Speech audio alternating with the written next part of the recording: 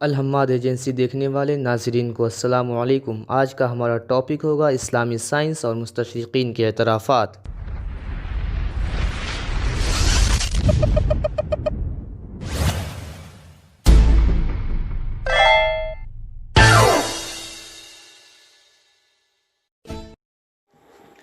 یہ ایک حقیقت ہے کہ دنیائے علم و ثقافت میں عرب مسلمانوں کی یہ حیرت انگیز ترقی اسلام کی آفاقی تعلیمات ہی کی بدولت ممکن ہوئی، اور جب تک مسلمان بحیثیت قوم قرآن و سنت کی فطری تعلیمات سے متمسک رہے، روحانی بلندی کے ساتھ ساتھ مادی ترقی کی بھی اوج ثریا پر فائز رہے، اور جو ہی انہوں نے لغزش کی اور اسلامی تعلیمات سے اعراض کا رستہ اپنایا، قعر مذلت میں جا گرے۔ ایک غیر مسلم مورخ نے اسی حقیقت کو یوں بیان کیا ہے: حضرت عیسیٰ علیہ السلام کے 600 برس بعد اسلام کا ظہور ایک نئی توانا تحریک کے طور پر ہوا۔ اس کا آغاز ایک مقامی حیثیت سے ہوا اور شروع میں نتائج کے اعتبار سے صورتحال غیر یقینی تھی، مگر نبی اکرم صلی اللہ علیہ وسلم 630 عیسوی میں جو ہی فاتح بن کر مکہ میں داخل ہوئے تو دنیا کے جنوبی حصہ میں حیرت انگیز تبدیلی واقع ہوئی۔ ایک صدی کے اندر اسکندریہ فتح ہوا، بغداد اسلامی علم و فضل کا شاندار مرکز بنا، اور اسلامی حدوں کی وسعت مشرقی ایران کے شہر اصفہان سے آگے نکل گئی۔ 730 عیسوی تک اسلامی سلطنت اندلس اور جنوبی فرانس کو سمیٹتی ہوئی چین اور ہندوستان کی سرحدوں تک جا پہنچی۔ طاقت اور وقار کی اس امتیازی شان کے ساتھ جہاں مسلم سلطنت اپنے عروج پر تھی، وہاں یورپ اس وقت پستی اور تنزل کے تاریک دور سے گزر رہا تھا۔ حضور محمد صلی اللہ علیہ وسلم نے اسلام کو معجزات کے محدود دائرہ میں رکھنے کی بجائے اسے غور و فکر اور تجزیہ کی نمایاں عقلی و فکری چھاپ عطا کی۔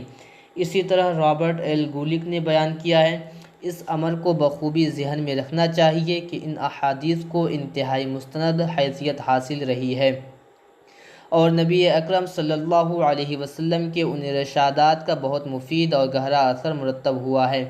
ان احادیث نے اسلامی تہذیب کے سنہری دور کے عظیم مفکرین پر نہایت صحت مند اور رہنما اثر ڈالا ہے۔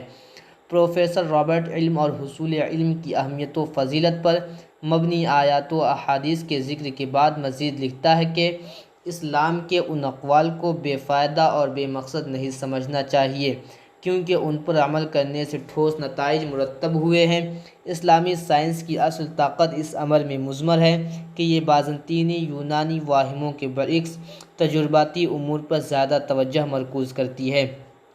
اسی موضوع پر مغرب کے نامور مورخ رابرٹ بریفالٹ نے کہا ہے کہ اس بات کا غالب امکان ہے کہ عرب مشاہد سے خوشاچینی کیے بغیر جدید یورپی تہذیب دور حاضر کا وہ ارتقاء نقطۂ عروج پر کبھی حاصل نہیں کر سکتی تھی جس پر وہ آج فائز ہے۔ یوں تو یورپی فکری نشو و نما کے ہر شعبے میں اسلامی ثقافت کا اثر نمایاں ہے، لیکن سب سے نمایاں اثر یورپی تہذیب کے اس مقتدر شعبے میں ہے جسے ہم تسخیر فطرت اور سائنسی وجدان کا نام دیتے ہیں۔ یورپ کی سائنسی ترقی کو ہم جن عوامل کی وجہ سے پہچانتے ہیں وہ جستجو، تحقیق، تحقیقی ضابطے، تجربات، مشاہدات، پیمائش اور حسابی مشاغافیہ ہیں۔ یہ سب چیزیں یورپ کو معلوم تھی اور نہ یونانیوں کو۔ یہ سارے تحقیقی اور فکری عوامل عربوں کے حوالے سے یورپ میں متعارف ہوئے۔ یہ بات بڑی حوصلہ افزا ہے کہ مغربی مفکرین نے اس حقیقت کو ان کھلے الفاظ میں تسلیم کیا ہے۔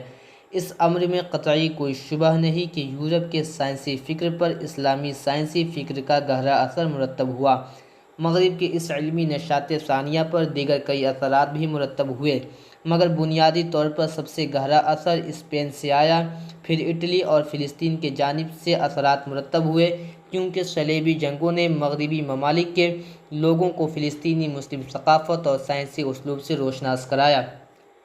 اسٹین ووڈ کوب نے اپنی کتاب میں یہاں تک کہا ہے کہ یورپ کی نشاط ثانیہ حتمی طور پر اسلام کا مرہون منت ہے۔ اس اعتراف حقیقت کے ساتھ ساتھ یورپی محققین نے براہ راست اس سوال پر بھی توجہ کی ہے کہ وہ انقلاب کس چیز کے زیر اثر آیا اور اس کا محرک کیا تھا۔ رابرٹ ایل گولک نے ان الفاظ میں اس حقیقت کا برملا اظہار کیا ہے: یہ ایک مصدقہ حقیقت ہے کہ دنیا کی شعوری ترقی میں عربوں نے نہایت اہم کردار ادا کیا، مگر کیا یہ ساری ترقی حضرت محمد صلی اللہ علیہ وسلم کے اثر کا نتیجہ نہ تھی؟ اس نے بریفالٹ کے اس نقطۂ نظر کو رد کر دیا ہے کہ عرب سائنسدانوں کا مذہب سے کوئی خاص لگاؤ نہیں تھا اور یہ تمام ترقی عرب علماء اور سائنسدانوں کی اپنی محنت تھی۔ اس کے نزدیک اس تمام ترقی کی بنیاد صرف اور صرف دین اسلام اور سیرت محمدی صلی اللہ علیہ وسلم تھی، جس کے ذریعے عرب مسلمان اور سائنسدان علوم و فنون اور تحقیق و جستجو کی شاہراہ پر گامزن ہو گئے تھے۔ ریورینڈ جارج بوش نے بڑی صراحت کے ساتھ لکھا ہے، الہامی کتابوں کے حوالہ سے کوئی بھی تاریخی انقلاب اتنے ہماگیر اثرات کا حامل نہیں جس قدر پیغمبر اسلام کا لایا ہوا انقلاب، جسے انہوں نے پائیدار بنیادوں سے اٹھایا اور بتدریج استوار کیا۔